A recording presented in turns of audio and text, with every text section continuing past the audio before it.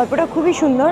আজকের দিনের একটা গল্প, আমাদের জেনারেশন তাদের লাইফে কত রকম ঘটে যায়, কিন্তু ভালোবাসার তো কোনো বয়স বা সিচুয়েশন হয় না, যে কোনো সময়ই হয়ে যেতে পারে। আর উৎসবের রাত্রির গল্পটা অনেকটা এরকমই।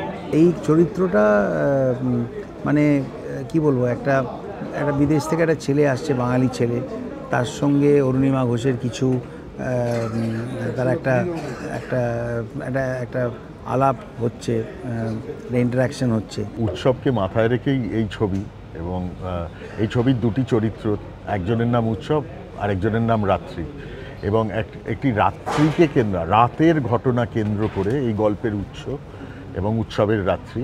সেই জন্য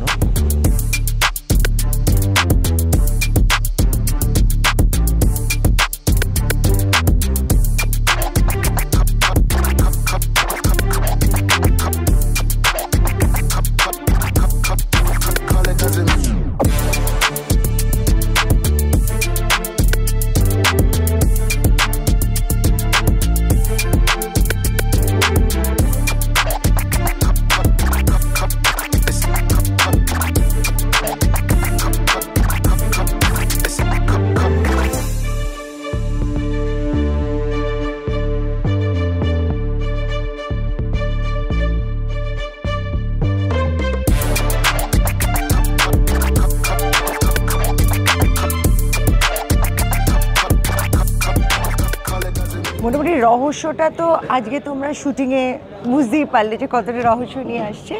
তবে হ্যাঁ, আমার চরিত্রটার নাম রাত্রি, আর সিরিয়াসলি খুব মিস্টিরিয়াস একটা ক্যারেক্টার রাত্রির, এবং তার দুটো সাইড আছে। তার মধ্যে একটা সাইড আজকে দর্শক দেখতে পাচ্ছেন। খুব সুন্দর একটা লাভ স্টোরি। আমি ইনফ্যাক্ট অনেক বছর পরে একটা নর্মাল হ্যাপি লাভ স্টোরি করছি। নর্মালি থ্রিলারের মধ্যেই থাকি আর কি, কমেডিও করেছি এর মাঝখানে। যদিও জীবনের নানা রকমের, আমাদের সাধারণ জীবনে যে সমস্ত কনফ্লিক্ট বা কি বলবো কনফ্লিক্ট থাকে, বাধা বিপত্তি থাকে, সেগুলো পেরিয়ে, সেগুলোকে ম্যানুভার করে, ন্যাভিগেট করে কী করে তারা একে অপরকে খুঁজে পাচ্ছে বা পাচ্ছে কি না, সেটা নিয়ে খুব সিম্পল বাট কি বলবো সুইট একটা গল্প।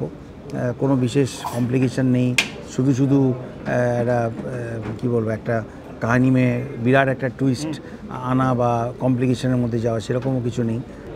দুজনকে ভালো লাগে কিন্তু অদ্ভুতভাবে বিচ্ছিন্ন হয়ে যায়। সেই ভালো লাগা, বিচ্ছিন্ন হয়ে যাওয়া, এবং তারপরে কিভাবে কাছে আসতে পারা না পারা, বা কাছে আসতে পারার পরে তারপর আবার কি বাধা আসে। তো এইরকম অনেকগুলো স্তরে এই গল্পটা, কিন্তু বেসিক্যালি একটা মিষ্টি প্রেমের গল্প।